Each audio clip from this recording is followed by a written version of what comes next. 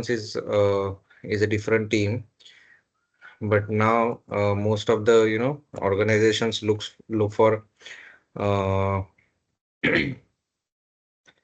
uh, teams or the SOC team who also manages their incident response team. And sometimes now it is kind of necessary that you have those uh, skill sets with you. So just a minute.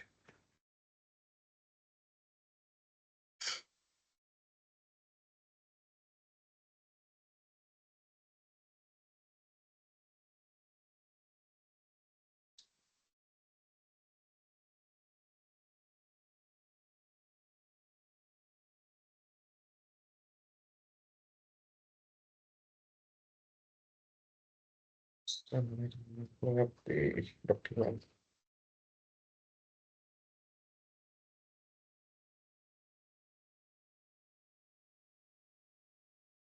So we'll go through some of the playbooks. So what is playbook basically? So playbook is something that uh, well, let's say if some incident occurs, then what will be your call to action? What should follow, and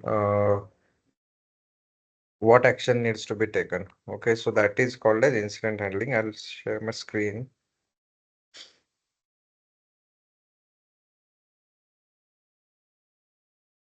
Screen is visible, right?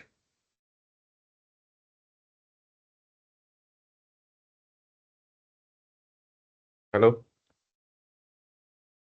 Yes, sir, it's visible. Okay. So over here in the document, this is a playbook. This is a playbook for phishing. Okay. So let's say a phishing incident has occurred in your organization. You're from incident handling or SOC team, and you are responsible to take care of this situation if an incident has occurred. Now, basically everything starts from the first step. So first, sir, first will be your preparation. Get ready to handle the incident. Then second will be detection of that. Third will be contamination of the incident that has occurred. Then will be remediation, where you have to remove the threat. Fifth is recovery, and then lessons learned, uh, which is what needs to be done so that this does not happen again. So what will be your preparation? So over here, the objective will be, establish your contacts, define procedures, gather information to save time during an incident. This is all preparation so that, if any incident occurs regarding phishing, then what actions, needs to be taken immediately, or, how you can probably even avoid this. So, first step is prepare a communication ready to publish anytime. Two, warn your collaborators about an ongoing phishing attack. Prepare and test a clear deployment procedure as well.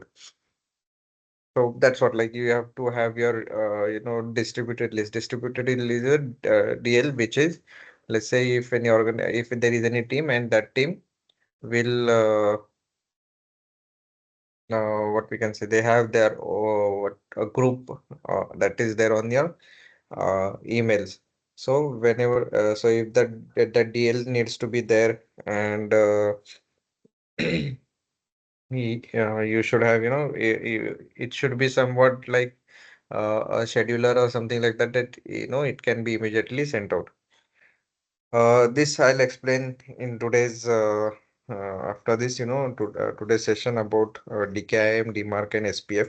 Okay, what is that? That you have to implement whenever there is some organization where this email security needs to be established at that time. This three frameworks has to be there. What they do, I'll explain you. We do have another presentation on that. We'll go through that. implement multi-factor authentication mechanisms. So MFA is something that you guys are now aware of. Everyone is aware about multi-factor authentication, where authentication will happen with two, what we can say, uh, two-factor in the sense one will be your maybe password and in OTP, and then yeah, and then your monitor cyber squatted domains and content posted on them. So what is cyber squatted? So cyber squatted is something like, let's say,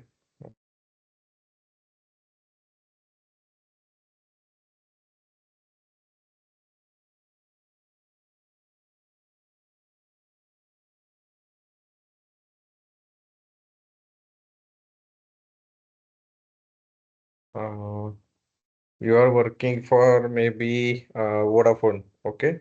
So typical Vodafone domain will be Vodafone.com. Okay. This will be your domain. Now, what this cyber squatted domain does is basically they will typo squat this. What do you mean by that is, let's say they will change some name. So instead of this, they'll probably add one A and then this one, or otherwise what they'll also do is Vodafone.com. Something like that, which which will sound very familiar, which may be used to scam, or easy to send it to what we can say, to people and make them believe that this has come from real domain, and then try to make them click on the phishing link. Similarly, recently same thing happened with Zomato as well. So they made this domain as with this thing, with this spelling. So this is called as cyber spotted. So basically, whenever as an incident response team, it is uh, very important that you have this monitored, that some cyber spotted domains are, if they are there, then you need to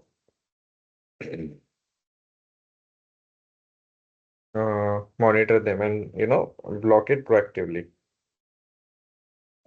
Internal contacts. So whatever people are there in your domain or in your organization, it is important to have that list, and so that you can immediately send it.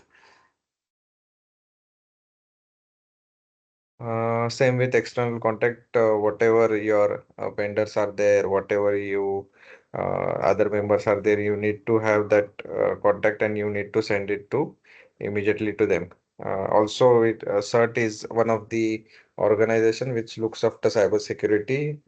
So even there, you need to maintain and establish contact, so that if there is some help that is needed, they'll they'll be there to guide you or help you. Then next is, raise a customer. This also comes as a, preparation, where you need to raise customer awareness, give them training regarding the phishing incidents, and ask them not to click any of the phishing links and everything. That is also as a part of preparation it comes. In many of the organizations, there is lot of times some simulation phishing done, which which is what we can say, uh, phishing awareness campaign, where they'll send out some email which looks like a legit. So basically, it will be hoax phishing. So they'll send out a phishing email, but that will be just as a part of training. So it somewhat highlights how the users are and customers are aware about the real situation, and how much they respond to these things.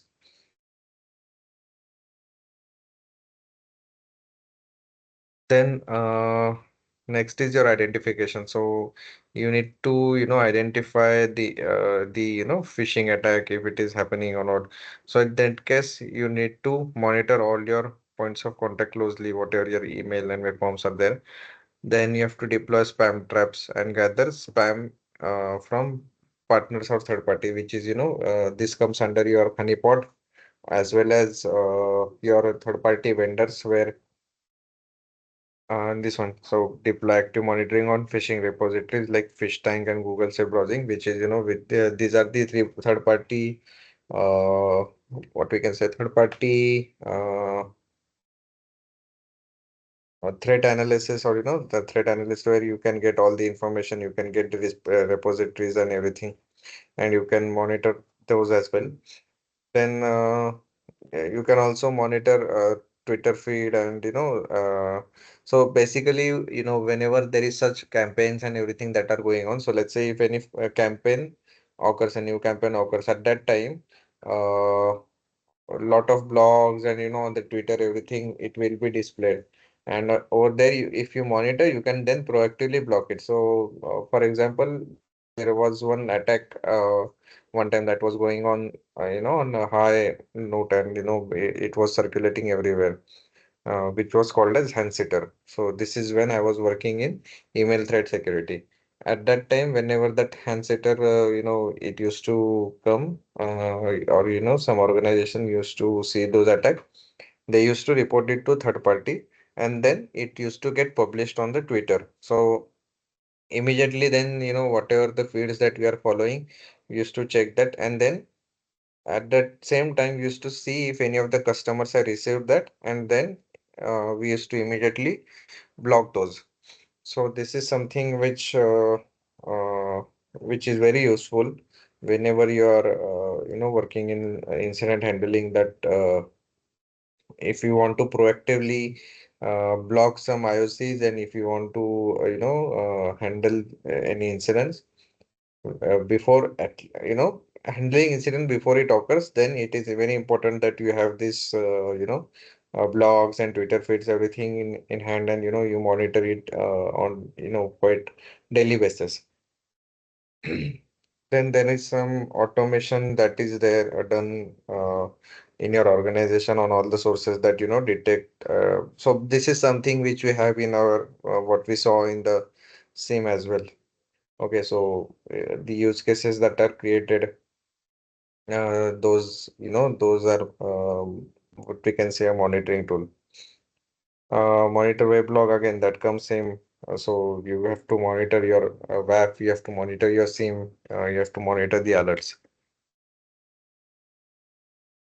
Then you have to determine what is the scope of the attack. So if the phishing attack occurs, what will be this, what will be the damage, how many users will be targeted, all that you need to see.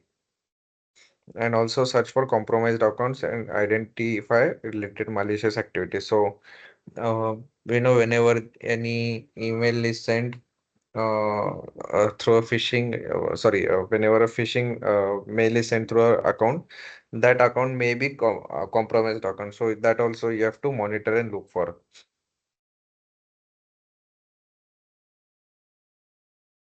So now coming to analysis. Okay, so whenever this is if even if incident team is there is some different incident team, and you are working in the SOC team, then also it is your job as well to do the analysis, and you should be quite aware about this for doing the analysis of a phishing email. So you have to follow this basically procedures. So first is determine if the credential harvest, if it is a credential harvesting or malware. So we saw in the email analysis part, right? There are two call to action. One is click on URL, and one there is download the attachment. And let's say the attachment is PDF. So there can be two types of attacks in that. So it can be a malware attack, it can be a phishing attack also. So let's say in that PDF, there might be a URL, and that URL will be redirected to a phishing email, any phishing email. At the same time, it can also happen that that URL will download some malware onto your system. So first you need to check that if what is the actual role of that of that attack. That you can do by two things. probably whenever you're working in incident response, you'll also be given a test lab kind of thing where all the detonation part you can do. So detonation in the sense, so whatever your URLs are there, whatever your applications are there, those applications you can run and see. So what we can say? Uh, yeah, you can consider a VM where a testing lab is there, and you can just run your URLs and everything. Also, you can run the same URLs on the VirusTotal as well. So, that is, that you can test and figure out what exactly is the nature of the email. Then also you need to check which is if it is a targeted campaign or not. So we in the email again we saw that some there are attacks which is targeted into a specific organization such as that is known as spear phishing attack. And otherwise there is also what we call as email phishing attack, which is widespread attack. It does not target any particular organization. It will be sent to everyone. So that also you need to decide if it is a target campaign, then probably you will have to monitor different parameters. If it is not targeted, then there are some different parameters that then you need to follow. So it depends on what type of email it is or what type of phishing campaign it is. After that, you have to inspect message subject and body, then check like what is the subject of the email and what are the contents in the body. This I already told you, sandbox environment where you can detonate your URLs and run your attachments. TI advisor is also like similarly to Twitter. There are the threat intelligence services, third-party resources where you can probably analyze and check. So Virus Total is one of them. Let me show you if I haven't seen any time.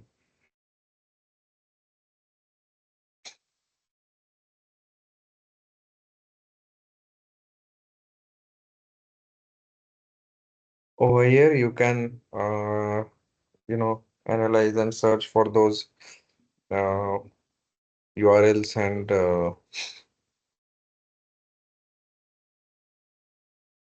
IP addresses as well. So over here you can see, right? URL, IP addresses, any hash is there. You can also upload a file which will analyze if this is a legit or not.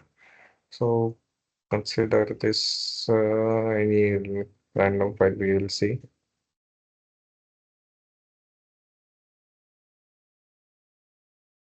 It's just checking the hash. We are uploading it.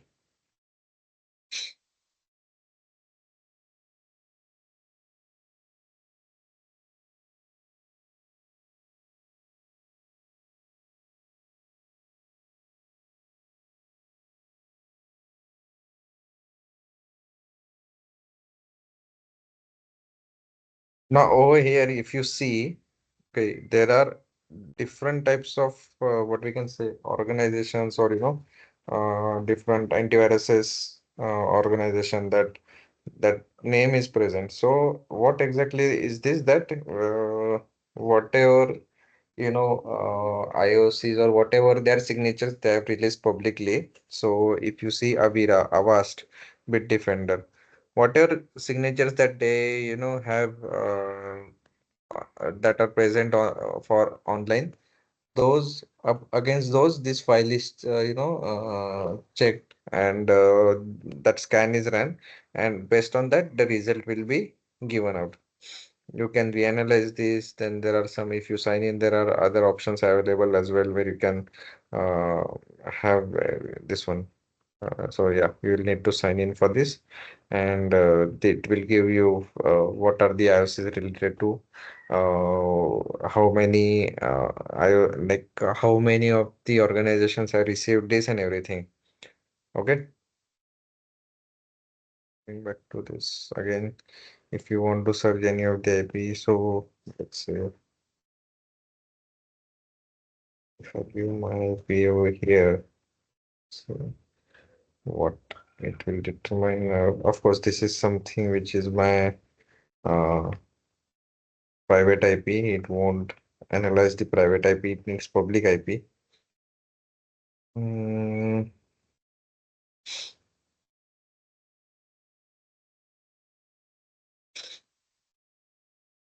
we have any file name over here. This is again a private IP. We don't have any public IP as such. We need to have this one. So we can see the hash.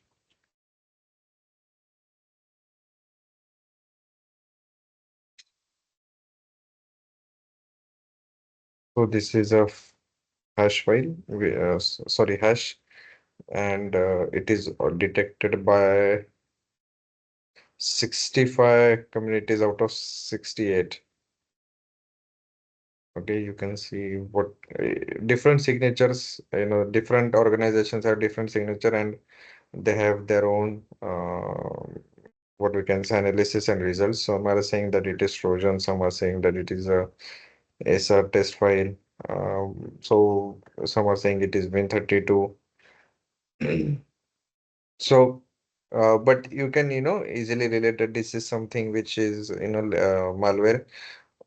Same can be like if you are, doing malware analysis, if you are working in malware analysis, then you have different types of hashes, which is MD5, then SHA-1, SHA-256, uh, TLSH. So, this is also something that you can add. So whatever that we added right now, it was SHA-256. Probably if you want to have extra protection, you can just, let's say, so what happens is sometimes your antivirus, or your EDR blocks only certain types of hashes. So it may happen that your hash you'll see your hash in or you'll see some IOCs that are given to you in SHA-256, but it may happen that your EDR, XDR, or your AV, it blocks only SHA-1. So in this case, you can also in these details you can have this SHA-1 of that same malware, and then you can block it on your antivirus. So this is quite helpful whenever you are working in cybersecurity. And even, as a fresher, when you are going out and if you, uh, tell them about this, that you have explored VirusTotal, and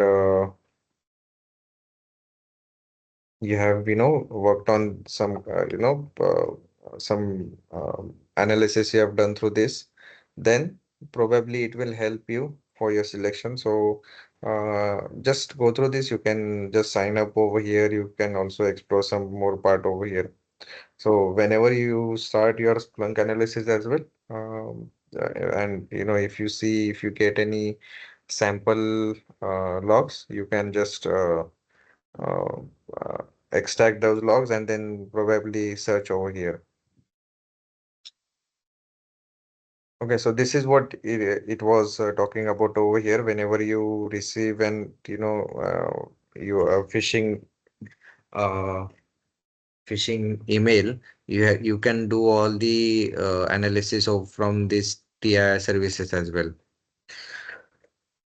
Again, there is some source code as well. You can check on the phishing website. So, uh, whenever you receive an email, phishing email, and you have that URL, let's suppose, then you can detonate that URL onto the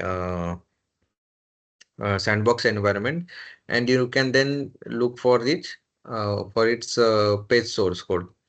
In that page source code, you can see what kind of scripts are there. If there are any other URLs that are present in over there that redirects to some different URL, and based on that, then you can probably what we can say, determine this attack. So whenever you go on to any of the, I don't know over here, I'll get the option or not. Yeah, you page source. Now this is something is a protected website and everything, so you won't get anything. But to help you understand, so when you do that, it basically helps you to also block the what we can say, any future attacks by using automation. So I'll give you one example, which is for a phishing of Amazon. So when I was working in that email security, at that time this phishing was kind of something which was new, and it was spreading slowly. At that time we saw a lot of brand phishing emails, so let's say Amazon. So now if you go to Amazon's legit page, you won't see any JavaScript over there. Okay, so whatever what we can say analysis, or whatever the legit ones are there, they used to use some secure scripting and everything. Over here, you could see JavaScript that was used, .js. So at that time, it was very easy for us to check on that. That was done when once we checked it, and then after that, we could easily determine that this is something which we can maybe use it to block proactively. And so then we created some automation where if any email is received. Now with Amazon, and their body contains something which is linked to JavaScript, or even if the URL that comes into that email, and it has some certain brands like Amazon, Flipkart, maybe Gmail, and none of them they're using JavaScript, then we will probably block it proactively using automation. So that is how then we started blocking proactively, and that is what you can also as a part of criteria whether it is expected that you do some such kind of analysis. Email header and investigation, I've already told you when we were doing the email analysis section.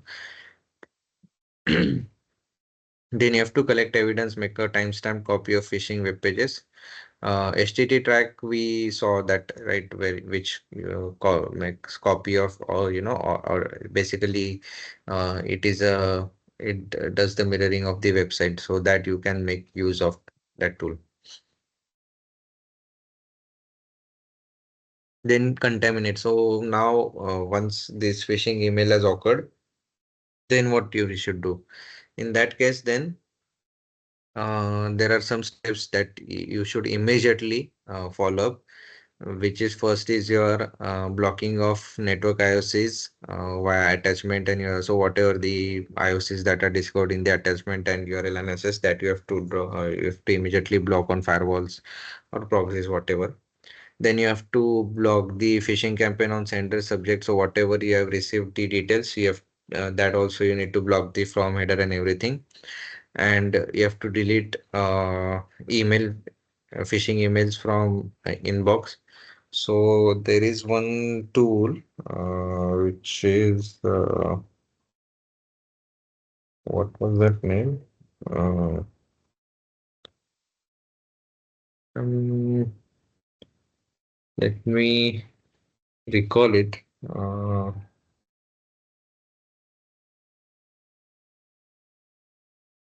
So I'll tell you that name of the tool. So what it does is basically it allows you to delete message from your organization's email address. So for example, let's say if you are working on Saturday, so if you're not working on Saturday, Sunday, and uh, some email comes into your inbox, and as a security person, the security team is monitoring it.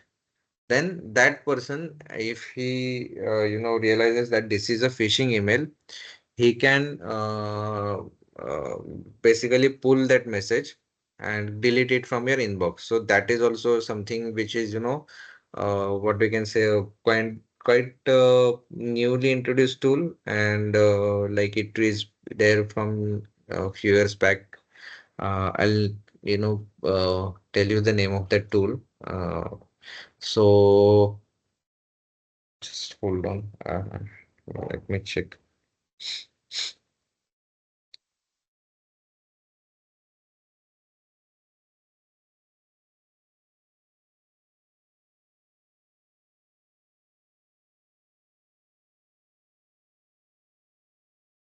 And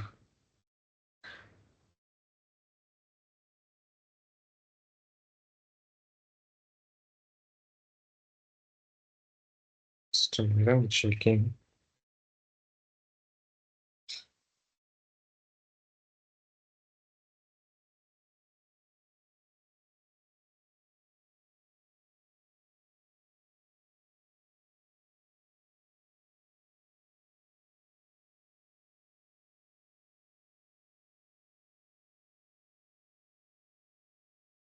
No, I'll tell you what is the name of that tool. Something pool is there.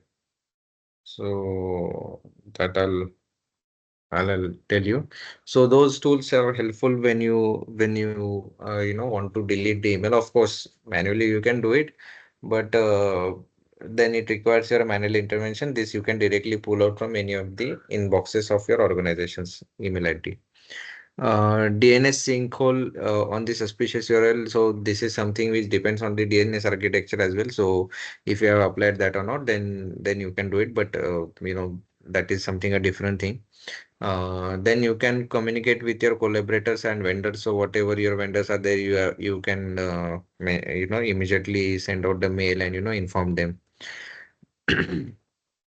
Then deploy the alert warning page with information about current phishing attack. So whatever you observe this and whatever the attack that has happened, you can immediately deploy the warning page of that. So this is once you have done the contamination. So contamination is basically where if out of 100 uh, people in your organization, 30 have received it. Now you don't want to allow it to spread it to others. At that time, you want to contaminate that attack. Then what will be a remediation? So remediation will be changing and blocking of temporary login credentials of the compromised account. So whatever accounts that are compromised, that you have to change the credentials. And then recovery will be uh, assess the end of the phishing case. So whenever you have to see if the phishing pages are down or not, and then you have to keep monitoring the URLs that you find suspicious for. So this is something which comes into contamination and recovery.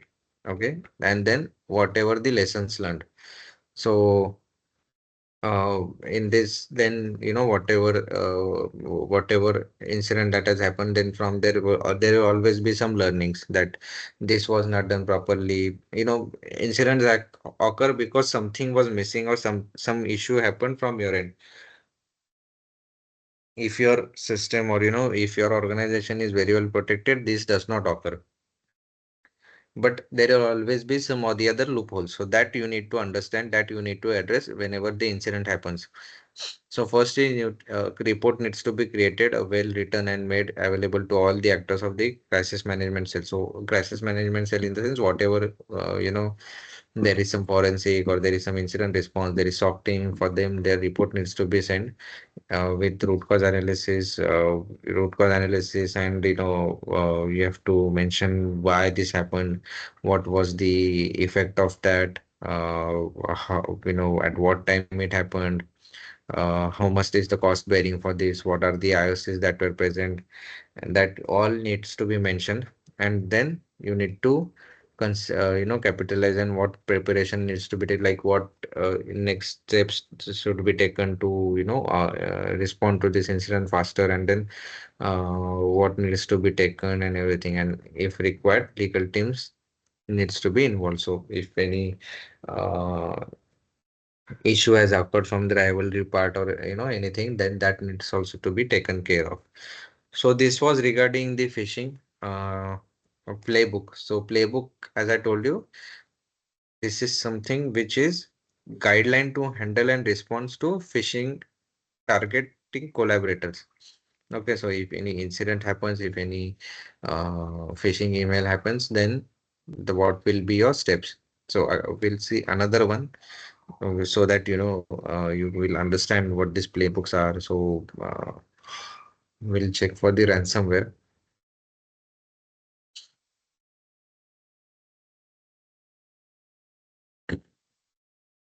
This remains the same. So these 6 steps, they will remain same for handling any security incident. Just that this the procedure, or the whatever the steps and everything, those will be the different. But the main what we can say, I mean the steps in the sense, these steps will remain the same, but the actual working of that will be different. So for ransomware, uh, what will be your preparation? So basically, whatever the operating system policies are there, you need to implement that, you need to understand that, then you have to implement, check if it is implemented or not. Then the user profile policy, so you have to check that only the right users have the admin access. A user which does not need any admin access, that is not provided to them, that you need to check. There is not a shared account that is being that is being used in your account, that also you need to check. Then what are the what architecture VLAN segmentation is there. So VLAN segmentation you must have gone through in your networking part. So where VLAN is basically where different set of people or different set of organizations, what we can say, teams will or basically applications will have different types of VLAN. That is something that that is checked or implemented or not, that you have to check. Then whatever the security devices that are placed into organization, you need to make sure that they're up to date, they're updated, their signatures updated, everything, their versions are updated, everything is taken care of. That you need to ensure. So what are the email gateways, proxies are there, whatever are there, antiviruses and everything. There you have to make sure that all the database are up to date and they're using the latest versions. If not latest version, if there is any policy that you should have N-1, but at least it should be on N-1. It should not happen that you are using some old, uh, what we can say, some old versions for that.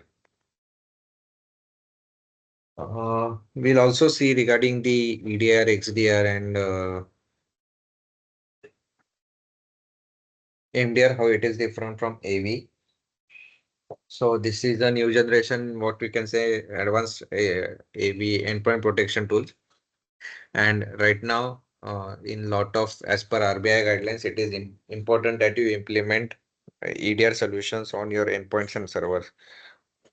So same has been mentioned, this tool has become one of the cornerstone of the incident response in case of ransomware or a large-scale compromise, uh, facilitating identification, contamination, and remediation phases. So I will go through the EDR, MDR as well. Then if you find any IOCs, from the third party, you have to always, it is important that you launch a EDR search for that, and get that first indicators for remediation progress following. You have to set your EDR policies in prevent mode. It's like similarly to what we saw IPS IDS, right? We went through that module as well, where in the security devices you have your IDS IPS. In IDS, it has the detection mode only. In IPS, it has detection and prevention. Same thing happens on your antiviruses as well as on EDR. You need to have your prevent policies as well. Sorry, prevent mode as well. Since this threat, so ransomware basically is detected by end users, raise your IT support awareness regarding the ransomware threat. So they should be aware about what, this, what exactly is this ransomware is and how it happens, what is the reason that it happens. So yeah, IT team should be aware of that, so that there should not be any issues or casualties from their end. Okay, again, blocking IOC is same. Whatever I told you regarding in the phishing part, uh, IOCs are very important factor. You have to always monitor your Twitters, your security blocks, your third-party vendors, everything that needs to be monitored continuously. And then, you need to check the IOCs and proactively block those IOCs on your environment. Deploy operating system solutions enabling detection and facility. So basically, what they're saying is you have to implement SIM. So again, SIM is something that that is mandatory for all the organizations to have, where your log monitoring happens, your log gathering and collection happens, and alerts are there and alarms are there, and you have to monitor it. So yeah, this detection facility and SIM, everything should be there. Have a good log retention and verbosity. Log retention yesterday itself we saw regarding those buckets and log retention policies. So now RBI has also, some guidelines for what are the organizations that their banking sector specifically to have them a good log retention policy. So if anything occurs, you can immediately go back and refer to them. Define a strict posture versus the attacker, which means you have to have a strong architecture, you have to have a strong security policies implemented. If a machine is identified with ransomware, unplug it from the network and keep it turned on for memory forensic investigation. So you have to, whenever if any system is identified with ransomware, you have to immediately unplug it from the network. You have to remove it from the network and make sure that it does not spread the this is to make sure that it does not spread to other servers. And you have to just not switch it off. If you switch it off, then it will encrypt and you will not able to log in. So you have to keep it on for memory forensic investigation. Memory forensic investigation in the sense what else happened during that process. Then comes your identification. So there are some you have to look for the signs of ransomware presence. So what you have to do is you have to monitor ransomware IOCs by a SOC, as I told you, a SOC team. You have to monitor those IOCs. If any IOCs are seen, then you have to immediately block it. Then now over here, if we are talking about SOC, right, and you have to monitoring about ransomware. So there are playbooks, okay, that we saw for a successful communication from a malicious IP where SOAR will go and proactively block those IPs on the firewall. Same, there is SOAR for uh, this malware identification or ransomware attack as well. So basically, once we will go through this, and I'll tell you how this SOAR will also SOAR in the sense whatever we discuss right about the automation. So that is also something that is present. We have already gone through this, but but now we are discussing that, so it will be helpful for you to understand that as well. So monitoring of ransomware IOCs by SOC, then your supervision of EDR alerts. So again, like EDR, another important tool that I told. Or professional emails, often masquerading as invoices. Again, that email part I told, like whatever discussed in the previous playbook. A random message explaining that the documents have been encrypted, asking for a message displayed on user desktop. So whenever ransomware happens, you will see a pop-up message which will say that your documents have been encrypted and they'll ask for money to encrypt it. So people will also complain that they are not able to access some files, they're corrupted, or there is some changes in the extensions. Then there are numerous files that are being modified within the short duration, publication of information on ransomware operator websites and forums. So These are all, the what we can say signs that this ransomware might have happened. Okay, lateral movement. Again, this is something that is related to MITRE framework. I like that explanation is also there that you will see where you can see if any what we can say if there is some lateral movement in the sense from one machine to another machine. If the attacker is moving, then that is called as your lateral movement. If files are passed, and that is what is lateral movement. So that you need to also check if that is happening, that there is some files that are being shared which is not normal, which does not usually happen. Again, this is something which EDR monitors, but as a SOC team also you can monitor it. Uh, Look for unusual network or browsing activity, especially connections to Tor, I2P, IP, Tor gateways, Tor to web, or Bitcoin payment website. So you may see something which is abnormal, or not usually which is seen in an organization. So no one will use Tor browsers, no one will use Tor gateways, or use Bitcoin websites. So that all you need to monitor as well. Then scoping of incidents. So EDR or large scale hunting tools like Yara or DIFR ORC allows to make scripting making allows to make the scoping of the ransomware infected machines. So uh, like any tools like this EDR tools or any other Yara tools are also there. You some what we can say, there are some signatures that that will detect some scripting part. This will be taken care by for some lectures are arranged for you, which will explain you this Yara tool and everything. So that time you will understand this. The identification of initial access and pivot be used by the attackers is the priority, as in large scale malware compromise. So first you need to understand and immediately understand what is the scope of the attack, and you want to contaminate it basically, and you have to uh, check if there is some initial access of some system that has happened. This allows to establish following phases action. So this is something that we already discussed right now. So it's fine. Then comes your contamination part. So now this ransomware has happened and you need to contaminate this attack. So what we will do? So first is you need to immediately make a public statement that this incident has occurred, and this needs to be taken care of immediately. Follow the posture defined in the preparation phase, whatever we saw in the preparation phase, right? Contaminating, scanning, sorry, the what we can say, unplugging it from the network, scanning all the network, all that needs to be followed up.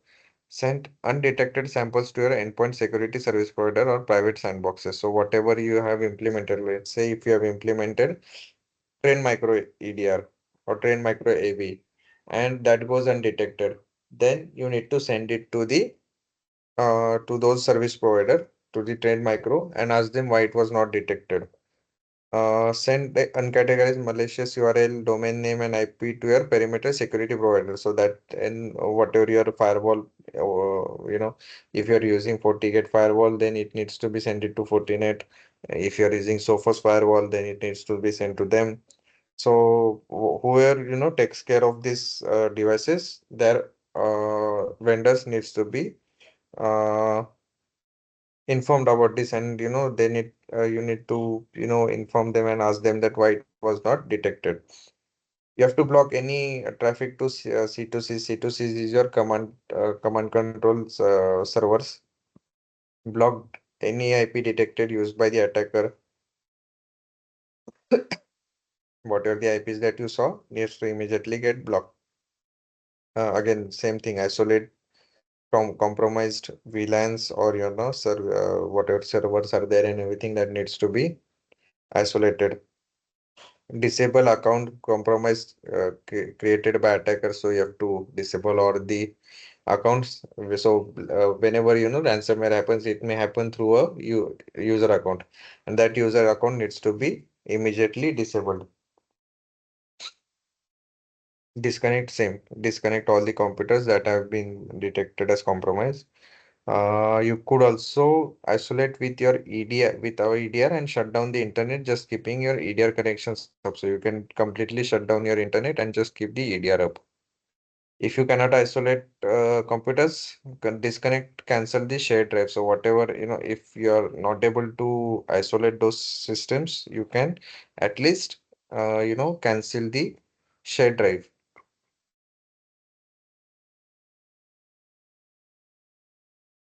Then you comes your remediation. So once your contamination is there, done, now comes part with your remediation. Then you have to remove the initial access used by the attacker, remove binaries used by the attacker to, lateralize on the network.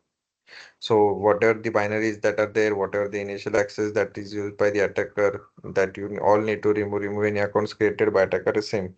Go back configuration changes. So whatever configuration changes happen during this attack, that also needs to be undone. And operating system and network configuration hardening.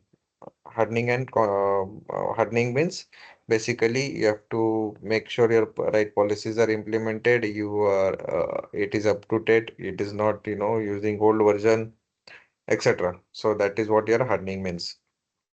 And recovery, once this is all done, then comes your recovery. So as a part of recovery, you need to update your AV signatures. You have to ensure that no malicious binaries are now present before reconnecting them.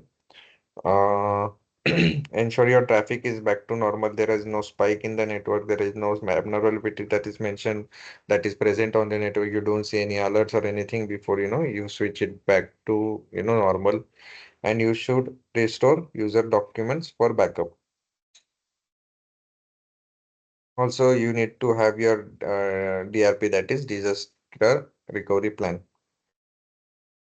Okay. So again, all this remains the same. Lessons learned, again, report needs to be prepared and shared with all the stakeholders, and everything as previous to phishing that we saw. This is something which is more critical. Hence, some more actions are required, some more, priorities are required, which will state, what are the causes. Again, the same thing. You need to find the RCA, why it happened, because of what factors it happened, what went wrong, and what are the costs that, that was paid because of this incident. So basically, these playbooks are nothing but your steps to handle any incident. Whatever needs to be taken care of before any attack happens, how should you should be prepared.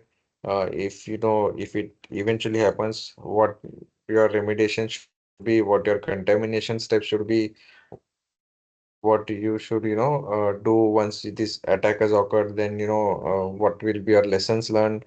Everything comes as a part of your playbook, and this is what your incident response role are basically are. So when if you are, again, like looking for a, whenever you're going for a jobs, you may see this incident response job, and this playbooks and everything will be helpful for you to, provide as an answer that, you're aware about this, then you're aware about the steps needs to be taken. You need to what you need to do when an incident happens as a security person, what will be your suggestions and recommendations that needs to be provided. Everything that this should be provided by you, as answers. If you answer them, this will basically help you a lot to crack those interviews.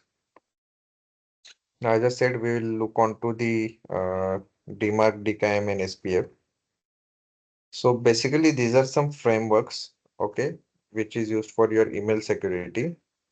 So let's see what are they. So basically, these are three authentication methods. Together, they help to prevent spammer, phishers, and authorized users from sending emails on behalf of domain that they do not own. So basically, what we saw, right? Typos quoted and all those things. So this is usually what we can say avoided, or usually uh, provides a better safe environment, or as a better precaution, I could say, for your email security, to have it, because let's say if uh,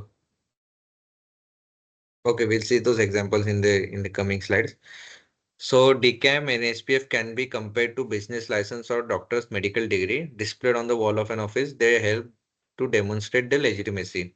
So if you have DKIM and SPF present, and if whenever you analyze an email, then at that time this too will help you to it is kind of a what we can say stamp, or license that this email is coming from the said domain. So let's say if you have received email from Apple and your DKIM and SPF is present, then it is kind of a license that this is actually coming from the legit domain.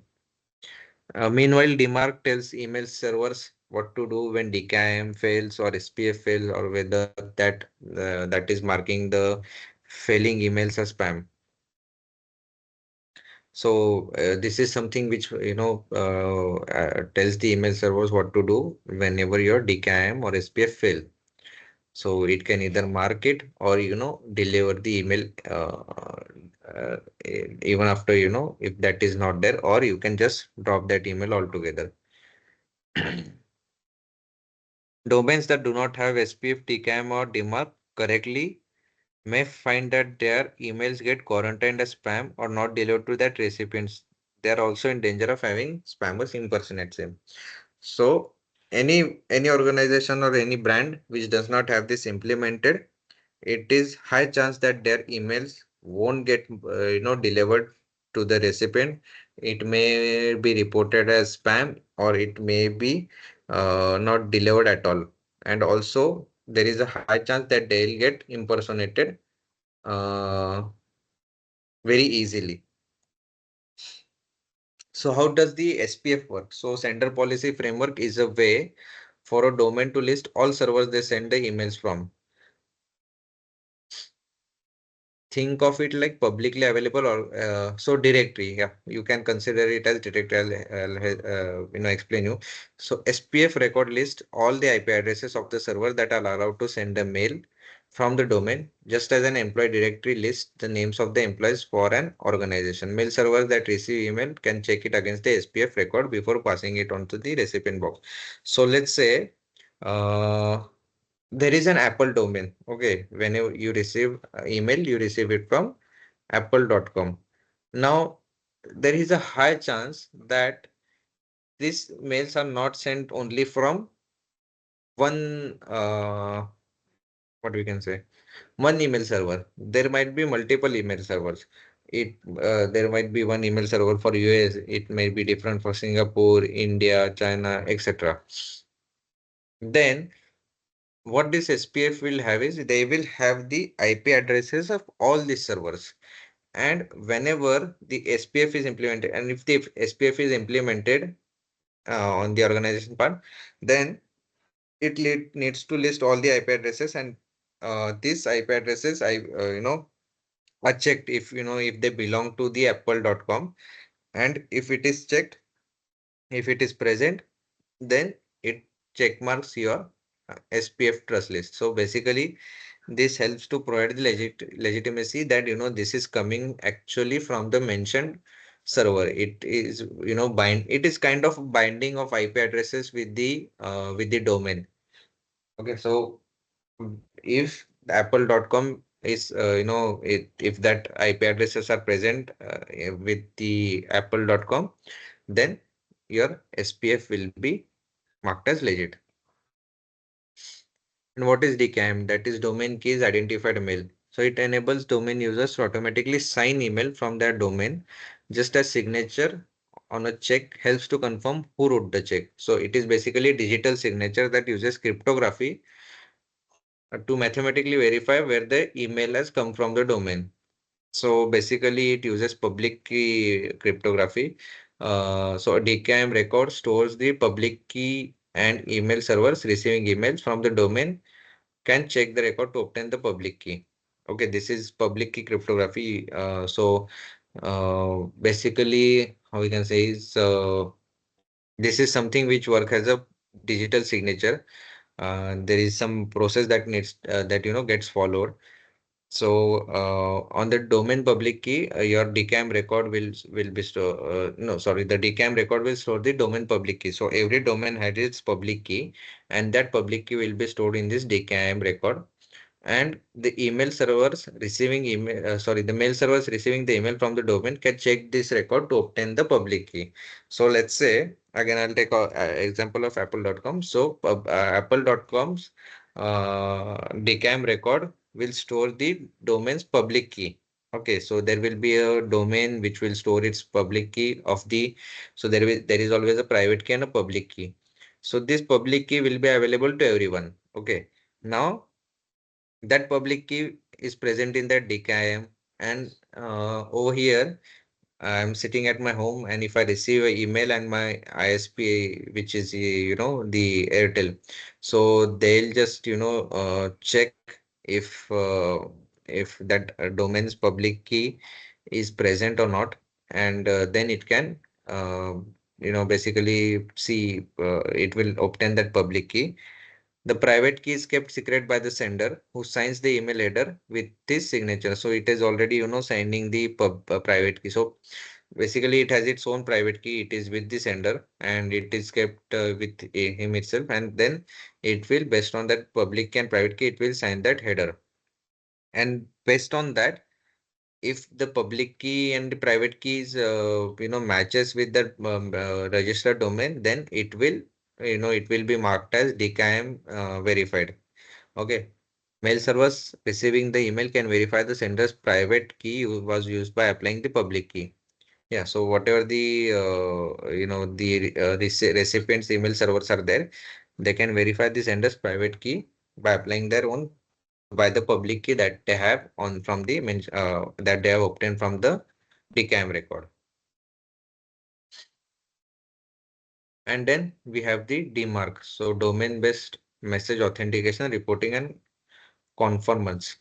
It tells the receiving email server what to do with the results after checking the SPF and DKIM.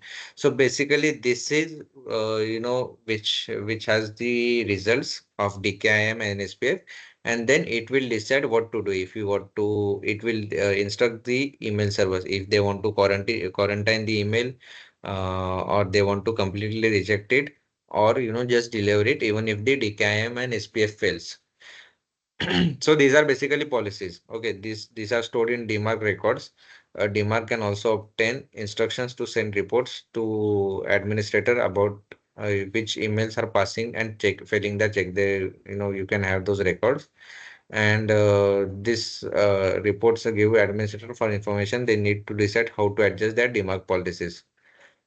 So what you can decide what policies you want to implement. For example, what to do if legitimate emails are anonymously getting marked as spam. So it can also happen that there are some legit mails, but because of these policies, or and they have not maybe implemented DKIM or SPF, because of that they are getting marked as DMARC. Then that also you can decide. Now question will be where it is stored. So these are stored in DNS, your domain name system, which are publicly available. The DNS main uses matching the IP addresses to web addresses to IP addresses. So basically, you're aware of what this DNS does. It basically maps your IP addresses to your web addresses, so that the computers can find the correct servers for loading content over the internet without using users high usage. So you are very much aware of what this. So instead of for you to remember the IP addresses, you just you are given the host name, and these are basically mapped with your DNS. Sorry, with your host name are mapped with the IP addresses of the web servers or web pages.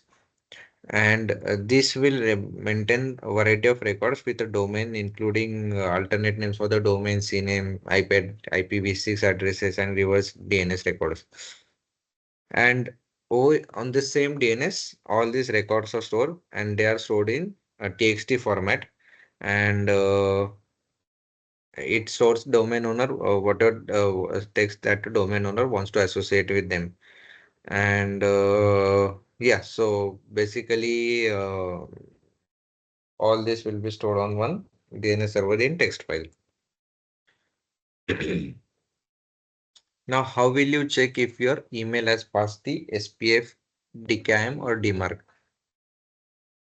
So most client provide an option labeled as show details or show original. So we'll see this, whenever you go through an email, in the email you could see this SPF, DMARC, and DKIM that are present. Okay. Uh, so let's see this instead of going through all the I'll just reshare it. I'll have to stop sharing for a minute so that I can open my email.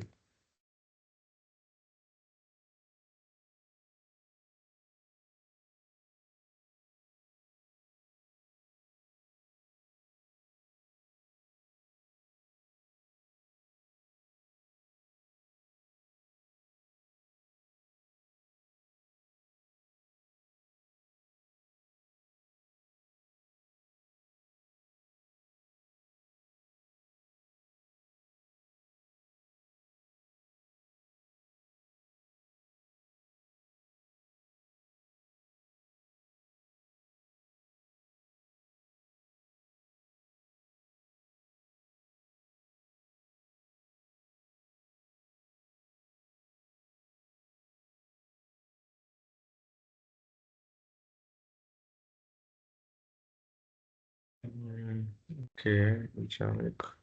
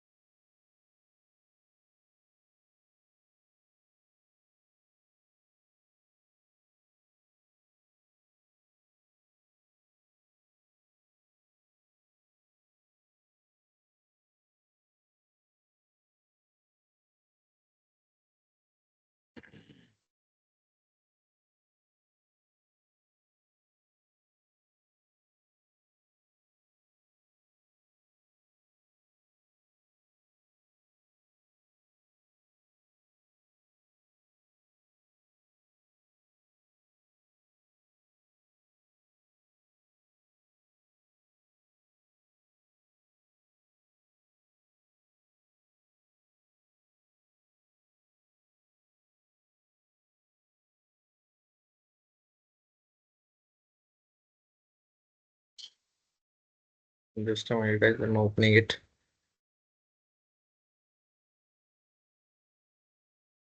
Okay. So basically, on any email, if you go, depending on the email that you're using, over here you have the message of show original. In the original, you could see over here. Okay. So this is one of the email. Okay. Now over here, I'm not sure about this domain and everything. Uh, this is in one of my spam folders. Okay. 10 years old. Okay, fine. So over here you can see DMARC, right? Sorry, SPF. So it shows that it has passed with the IP addresses. So this IP addresses is having the records with this domain. It is mapped with this and it has passed that. Okay. And over here also you could see the same. Where is it?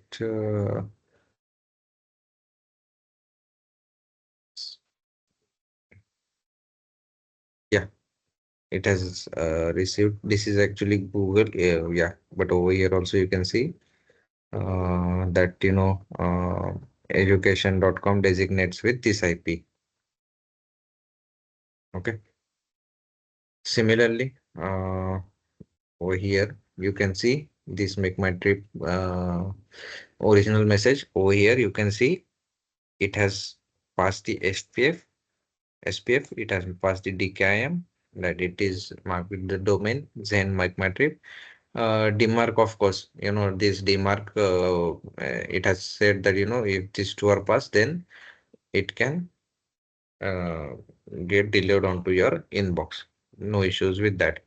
So basically, this is how it is there. So even here, if you want to see in the, whenever you're even, analyzing any email, you can see that over here, if this parts are present now, this is present in the Google. Probably these results are not there, so you may receive an email or you have been provided an email, and in that email you can see, you need to see if this section is present where it is showing as, DKIM is present, and it is passed, and DMARC is there or not. Everything that you need to see.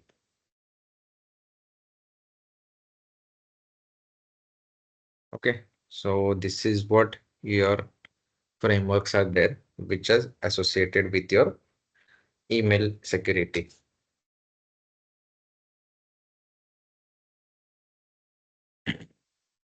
Now, we'll also cover this concepts of EDR, XDR, and MDR. Quickly, we'll go through this.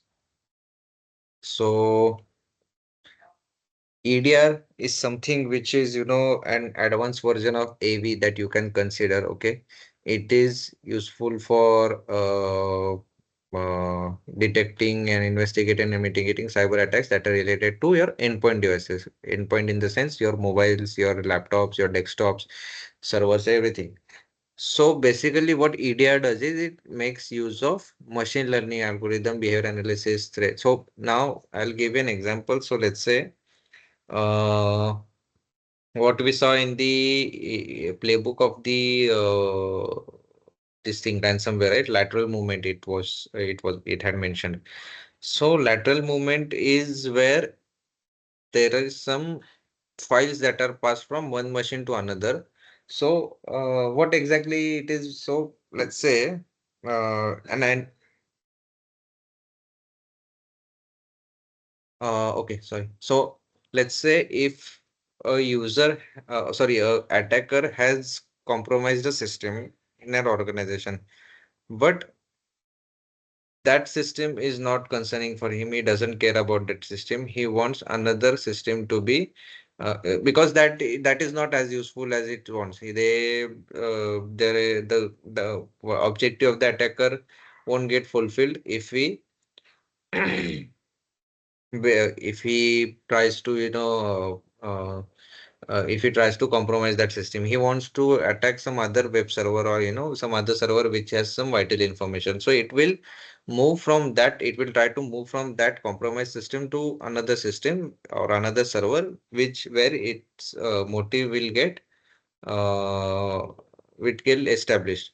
So that is what is called as lateral movement. And when this happens, whenever it is trying to change some privilege for a user, it will try to maybe transfer some files or something like that.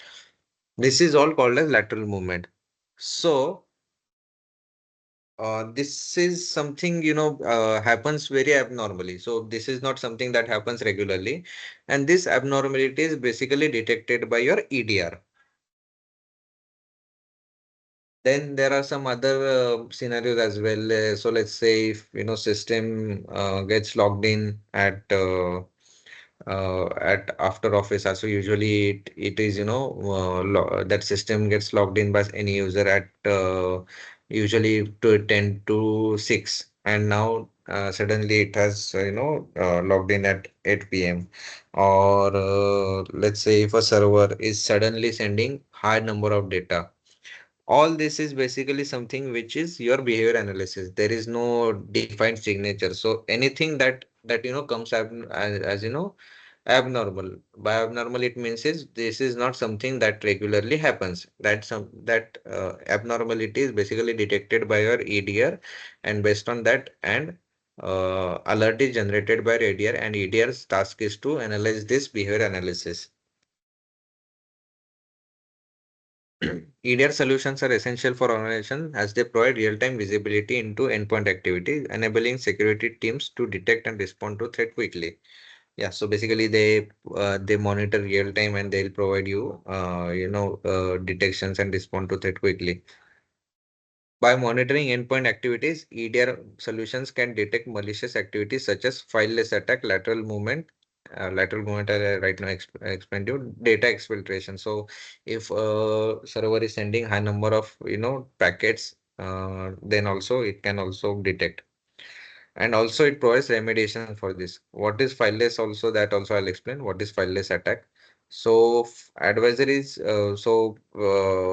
so basically this is something where you're aware about the file malware. Okay, whenever a file is deployed, so maybe your exe is deployed, a JavaScript is deployed, and because of which your uh, what you can say, and uh, basically use of any file which which will uh, uh, maybe mm, what can be the reason for your ransomware or any malware attack. So now there is something which is called as fileless. So fileless techniques are there too. They are embedded in your documents and through use of native scripting languages such as macros. So you have these macros right in your Word, Microsoft files.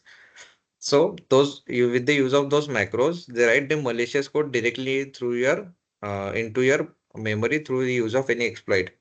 The ransomware then hijacks native tool like PowerShell to encrypt hostage file without ever having to return a thing. So basically, that is something fileless in the sense files are not used. They'll make use of some macros, and those macros will be in a such a way that it will directly make some changes onto your systems.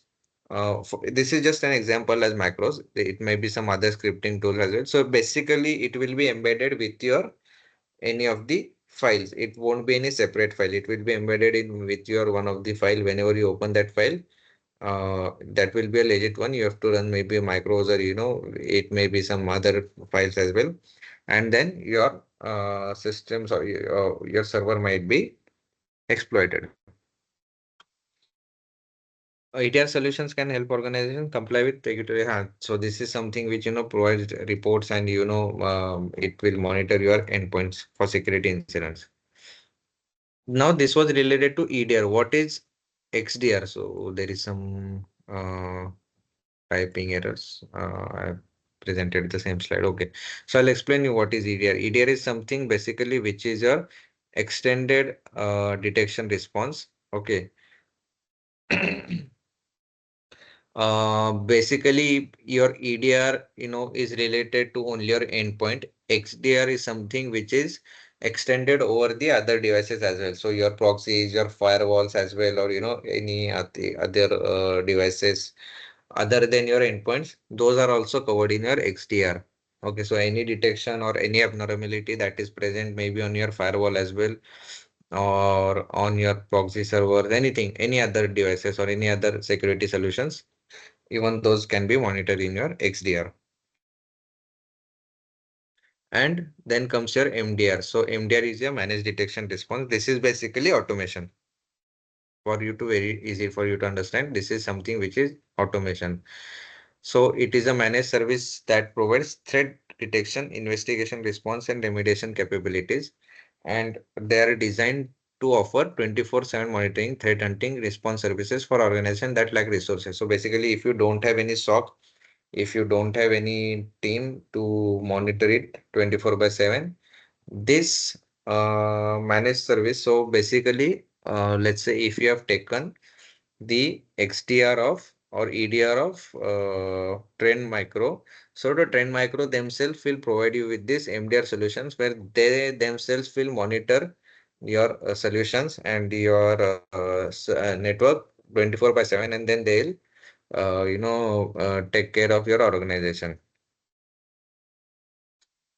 So yeah, these are best solution for who want to outsource their security operations to third party provider. As I told you, your third party provider will, let's say Trend Micro, they will monitor your network and they'll take care of this by monitoring it 24/7.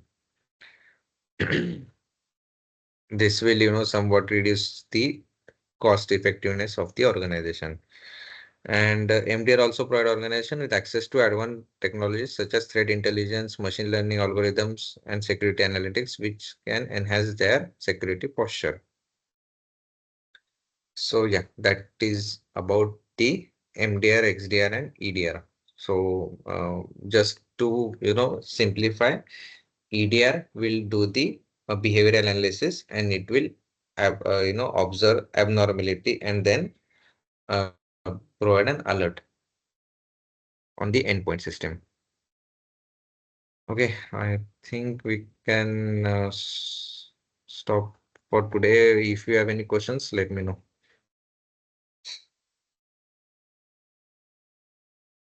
No, sir.